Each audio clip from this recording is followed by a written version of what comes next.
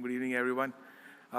Very glad to be here as part of India's top 500 value creators representing JLL and a Fortune 200 company, and hopefully sharing some thoughts around future of work, which will find resonance with a lot of the audience here, given the previous two panel discussions that we've heard.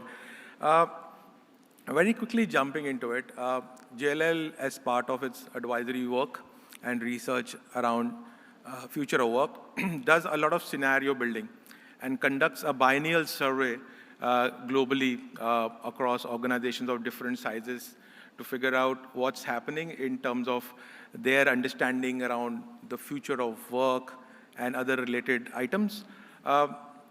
Also, as part of this, we continue to engage in conversations with a lot of the occupiers to understand how they see and are looking at the evolution of work patterns going forward, right?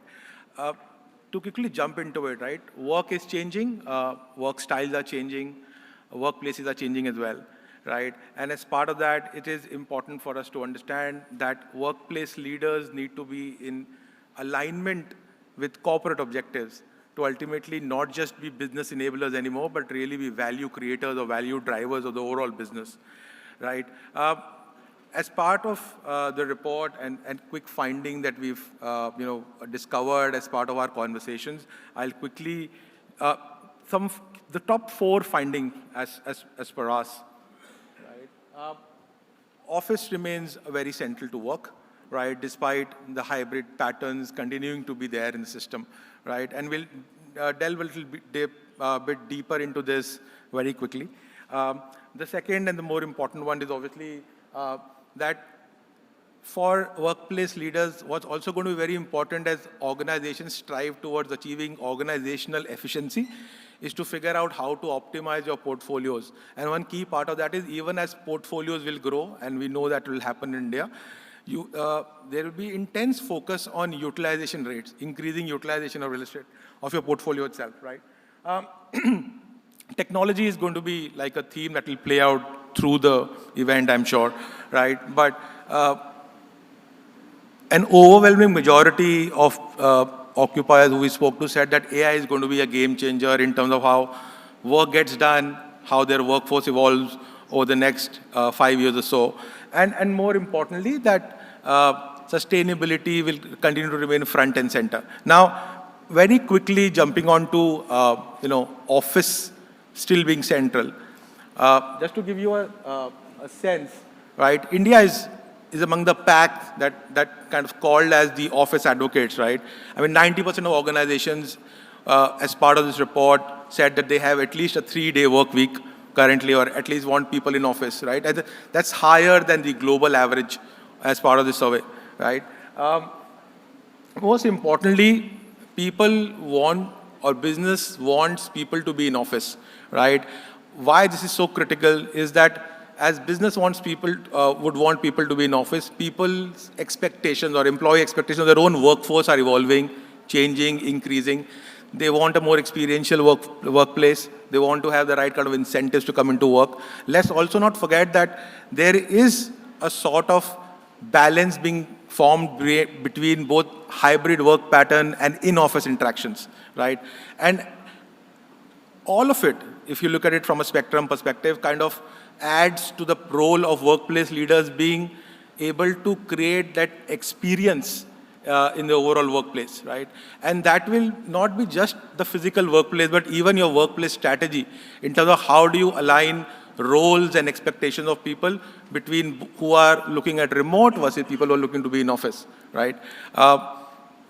When it's no surprise that 7 out of 10 actually foresee that there will be increased spending in terms of how your workplace gets enhanced over the next decade or so. You would want to bring in more amenities, give in a more hospitality feel, but it's also got to do with the overall experience that an employee would want, and that is what is driving the shift, right? The second key factor, again, very quickly, if you look at corporate priorities and CRE objectives, right, there's this alignment that's already built in, or already kind of coming in, right? And obviously from a business perspective, your focus is revenue, but more than revenue, it's about productivity, right? All of your workplace enhancement or workplace experience enhancement is a part of that.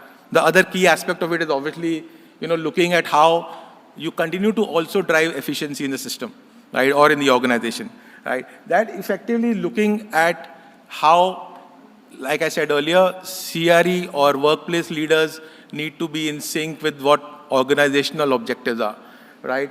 And for the organization as a whole as well, right? Productivity also entails part of being efficient in terms of operations, right? Your workplaces would, as part of portfolios being, portfolios will ultimately end up growing in India, right? We continue to see that office story playing out so strongly. So as our business leaders expect that, portfolios grow in the country, they also expect workplace leaders to actually be able to drive value from that portfolio by being able to enhance utilization rates. So that will also be a key agenda item that will be there for workplace leaders going forward. Now, quickly onto technology. I think that's the backbone of all the changes that you continue to see.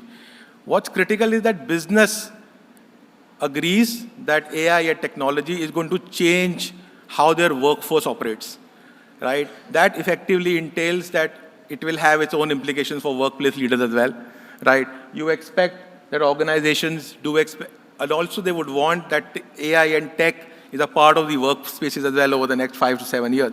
That means the role of workplace leaders is not just about upskilling themselves also in new age tech, but also being able to understand that a lot of their functions will have to be tech enabled.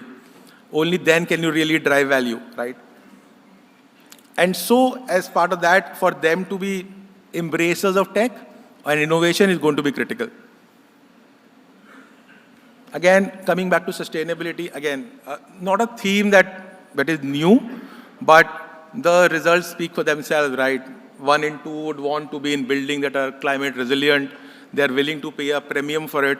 But the whole idea is that this whole ESG story or the ESG drive that the organization has will have to be driven by the workplace leaders or the workplace function, right? They would want all of the ESG strategy to be primarily in-house with your workplace teams taking on more of a stewardship role, right? Really to drive this forward for the organization. How does it all come together at the end of the day, right? I mean, ultimately, at the end of the day, experience, intelligent operations, and sustainability, they all come together in like a seamless manner to really provide you with actionable insights and analytics. And when you have that data and analytics to look at, it is able to drive true value for a portfolio, right? That is what you're able to measure outcomes, you're able to define action items, and that is how we perceive that workplace leaders will continue to be very boardroom specific or being a big part of the boardroom discussion in terms of how organizations look at work itself going forward. And finally, a sense of how experience itself will have the technology backbone at its end, right? This is just a quick snapshot of the survey. We surveyed a blend of firms globally, more than 2,300. In India, we looked at 250 odd firms split equally into large companies and mid-sized companies. And I would encourage the group here to catch a hold of the report, go through it in more detail. It's a part of your kit as well. That's about it. I'm out of time, so thank you very much.